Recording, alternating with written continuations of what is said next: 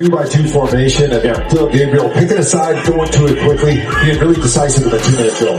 First and 10, Gabriel over Lauderdale. And that is one of those balls that is dangerous for the receiver. Dillon Gabriel's going to miss a touchdown here. He makes the wrong read. He doesn't stay calm in the pocket. In fact, the pocket is pretty good, but he has his tight end open right there. If Dillon Gabriel just stays calm in the pocket, instead of getting happy feet, he's going to find his tight end here for a touchdown. Instead, Gabriel gets two, nervous with the pocket, leaves a good pocket, a great pocket, and scrambles here and throws a poor low percentage pass. The showdown between Dillon Gabriel and Shedeur Sanders fired up the field, and fans got exactly the chaos they wanted: intensity, drama, and a real battle. Dillon Gabriel came in aggressive, giving Sanders a serious run for his money, but the cracks started showing fast. A disastrous fumble wiped out a likely touchdown, and then an almost pick nearly turned the whole game around, only saved by his receiver's last-second dive before the Rams' defense shut it all down. Sure, mainstream media won't highlight these ugly moments. They're too busy spinning safe stories. But we're not here to sugarcoat anything.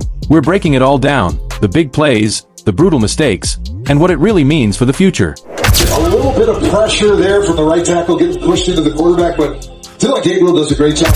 Dillon Gabriel's first big screw-up came right at the start. Instead of making the smart choice and going up the middle, he rolled left.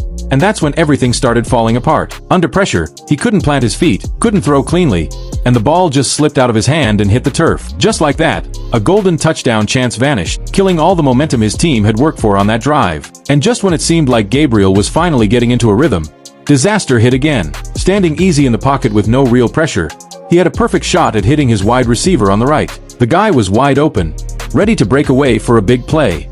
But Gabriel totally botched it, throwing the ball way out of bounds. This wasn't about the defense. It wasn't about coaching.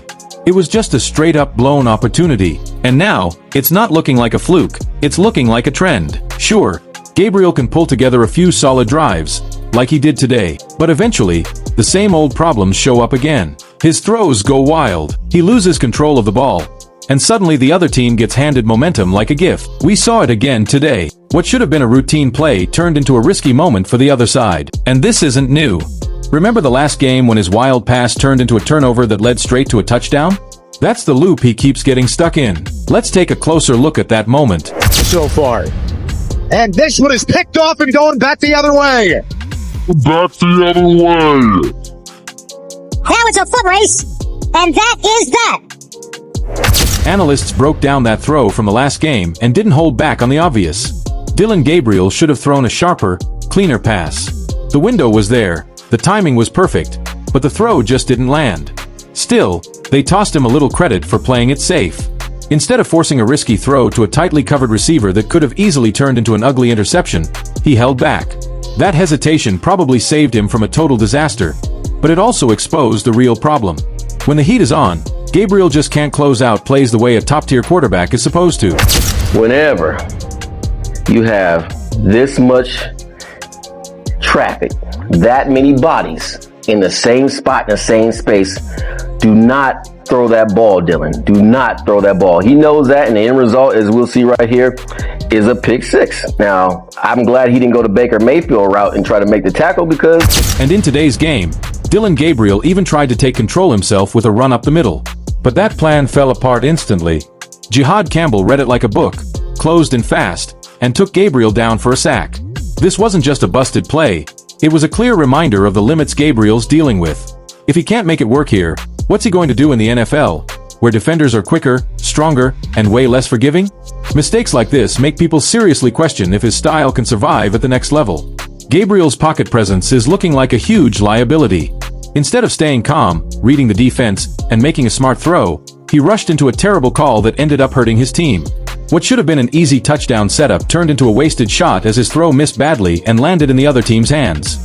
That one blunder flipped the whole momentum. Points on the board? Gone.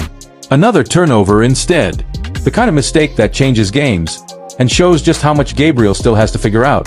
Dillon Gabriel's going to miss a touchdown here. He makes the wrong read. He doesn't stay calm in the pocket. In fact, the pocket is pretty good, but he has his tight end open right there. If Dillon Gabriel just stays calm in the pocket, instead of getting happy feet, he's going to find his tight end here for a touchdown. Instead, Gabriel gets two. Nervous with the pocket, leaves a good pocket, a great pocket, and scrambles here and throws a poor low percentage pass. Dillon Gabriel walked onto the field with a cautious, almost nervous attitude, fully aware he was facing the first-team defense, with top-tier protection in front of him. This should have been his chance to show confidence and creativity. Instead, he played way too safe, more focused on not screwing up than actually making plays. And once those starting defenders rotated out, the cracks in his game became impossible to ignore. Without that strong support, his rhythm completely fell apart. Fumbles, turnovers, and rushed choices exposed how badly he folds under real pressure. It was obvious. When the intensity rises, Gabriel loses control. The energy on the field got tense, and it wasn't something anyone could just ignore. Even coach Kevin Stefanski had to address it in his pregame comments. He started out trying to stay positive, praising the Browns' overall progress, but he couldn't avoid the big issue. He openly admitted that the 2 turnovers, both directly Gabriel's fault, shifted the entire momentum. In a rare moment of honesty, Stefanski said those mistakes swung the game hard against the Browns and left the team scrambling to recover. 2 giveaways really were the difference there in that first half, because I thought we were doing some really good things, but then we got that takeaway, had a takeaway negated by an offside. The struggles were too obvious to hide, and coach Kevin Stefanski didn't bother sugarcoating them. In his comments, he made it clear. Yes, the team had its bright spots, but Dillon Gabriel's costly turnovers were the real game changers. These weren't just little mistakes. They flipped control to the other team and left the Browns scrambling to get back in it. It was one of the rare times Stefanski directly admitted that Gabriel's errors seriously hurt the team, showing just how damaging they were. Sure, Gabriel started off with some promise, but that spark faded fast. His early rhythm unraveled thanks to bad decisions, poor throws, zero pocket awareness, and turnovers that gave the momentum away. For every solid drive he put together, there was a disaster waiting to cancel it out. That kind of inconsistency isn't just stalling his growth, it's opening up a conversation no QB wants to hear. Who's next in line? And that's where Shedeur Sanders enters the picture. Gabriel's mistakes are giving Shedeur a clear shot to step up and prove he deserves the spotlight. Unlike Gabriel, Shedeur has shown calm under pressure, strong decision-making, and consistency when it matters. Every fumble and turnover from Gabriel only makes the difference more obvious.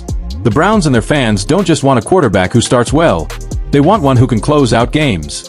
So while Gabriel's start showed some hope, his inability to keep it going has changed the story. Now, the real chance lies with Shedeur Sanders, who's ready to take full advantage of Gabriel's breakdowns, and maybe lock in his future as the starter. What do you think of Dillon Gabriel's showing? Just a bad stretch? Or is this part of a bigger problem? Should the coaches stick with him, or is it time to give Shedeur more reps? And when the pressure's at its highest, who do you actually trust to deliver? Gabriel or Sanders? If you've been following this quarterback drama as closely as we have, don't miss out on what happens next. Hit that subscribe button, turn on notifications, and stay locked in for every breakdown, every bold take, and every play that could change the future of the Browns. This battle is just getting started. Collision.